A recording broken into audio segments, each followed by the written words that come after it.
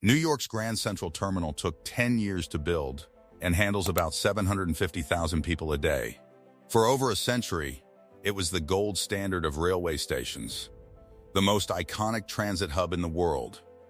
China just built something that makes it look like a bus stop. Chongqing East Railway Station covers 1.22 million square meters. That is more than 170 football fields.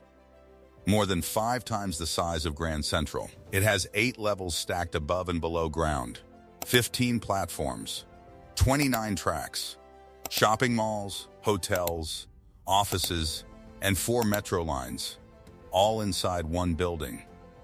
At peak hours, it processes 16,000 passengers every single hour. And China built the whole thing in 38 months. This is not just a train station. This is what happens when a country decides to stop building infrastructure and start building cities around infrastructure. The problem that made this necessary. Chongqing is a city most people outside China have never heard of, despite having a population of over 30 million people. More than Australia, more than Malaysia, an entire country's worth of people living in one Chinese municipality. The city sits in southwest China, carved into mountains and river valleys along the Yangtze and Jilin rivers. It is visually stunning, steep hills rising from the water, endless layers of bridges connecting ridges and districts. But that same geography that makes it beautiful has always made it brutally difficult to connect. Roads twist and climb. Districts are separated by terrain that acts like natural walls. Rail lines had to wind through valleys and cut through mountains, making trips long and unreliable. When China's high-speed rail revolution accelerated through the 2000s and 2010s, Chongqing slowly gained faster connections, with Chongqing North Station becoming the main hub. It helped, but not enough. The population kept growing. Travel demand kept rising. Chongqing North became chronically overwhelmed during peak seasons. Expanding it was complicated and expensive because of the surrounding terrain. Meanwhile, China's central planners were working on 2 massive national strategies simultaneously. The Chengdu-Chongqing Twin City Economic Circle, designed to make these 2 cities the economic engine of all of Western China, and the 8 vertical, 8 horizontal high-speed rail grid, which would eventually connect every major city in the country. Chongqing sat at the natural crossroads of multiple planned routes on that grid. But without a much larger hub to anchor those connections, the city could not take full advantage of its position. In 2019, the decision was made. Construction began in 2022. 38 months later, the doors opened. What 1.22 million square meters actually looks like. Walking into Chongqing East for the first time, the scale takes a moment to register. 8 levels.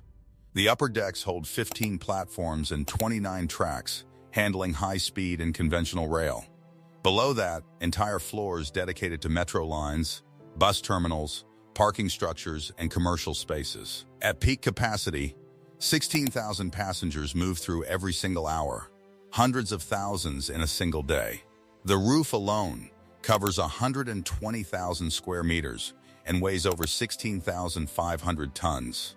It is held up by giant tree-shaped columns, inspired by Chongqing's city tree, the Huangzhu. Those branching structures are not just architectural. They channel natural light through skylights built into the canopy, reducing the station's dependence on artificial lighting throughout the day.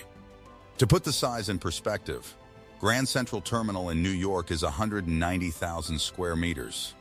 Nagoya Station in Japan, one of the largest in Asia, is around 410,000. Guangzhou South, one of China's busiest stations, is about 615,000. Chongqing East is 1.22 million.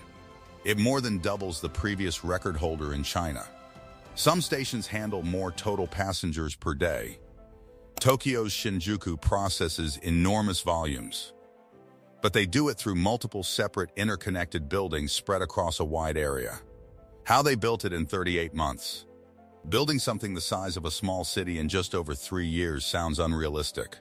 But that is exactly what happened, and the way it happened is as impressive as the building itself. The challenges started immediately. Chongqing's summers are brutal, regularly exceeding 40 degrees Celsius. The terrain required massive earthworks just to level the site.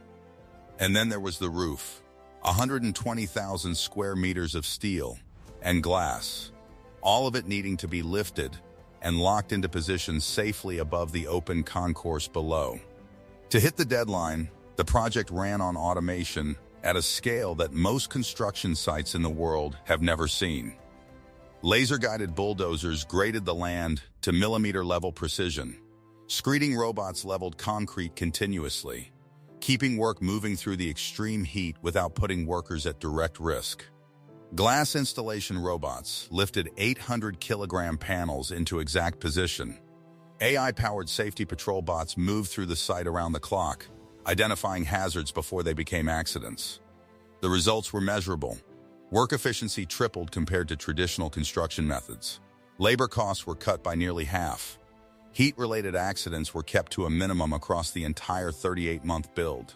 The station's design also uses Chongqing's natural elevation cleverly. Platforms sit on an elevated deck with concourses, metro connections, and commercial space built beneath the tracks. A bridge plus building structure that created nearly 400,000 square meters of usable space under the rail lines, shortened walking distances for passengers, and saved over 20 hectares of land compared to a conventional flat layout. A station that builds a city around itself. Chongqing East was not designed to just move passengers. It was designed to reshape where the city grows. The station is the anchor of the East Station Hub New City, a 3.5 square kilometer urban district being built entirely around the terminal.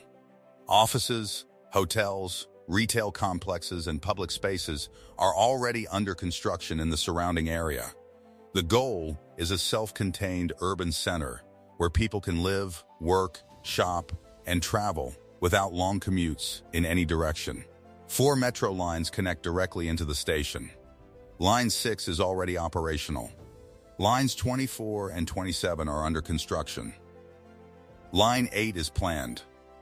Once all 4 are running, a passenger in the suburbs can ride straight to the station and board a high-speed train without ever stepping outside.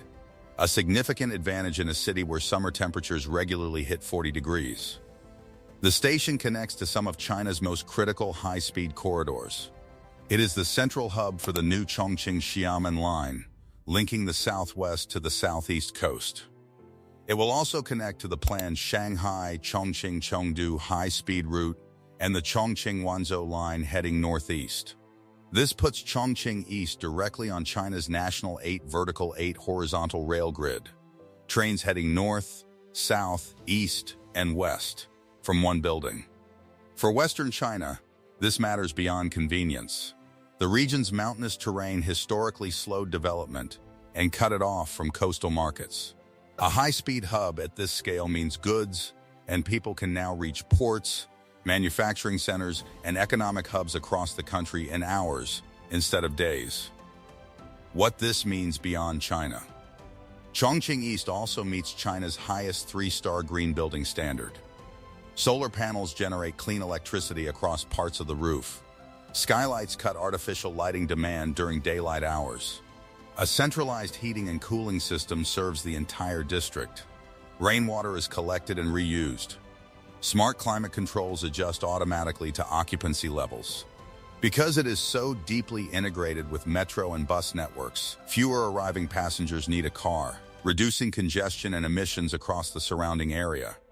America's response to aging transit infrastructure has been decades of debates, delayed projects, and cost overruns. New York's Penn Station, which handles more passengers per day than any station in North America, has been called an embarrassment for years. A renovation has been discussed since the 1990s. China broke ground in 2022.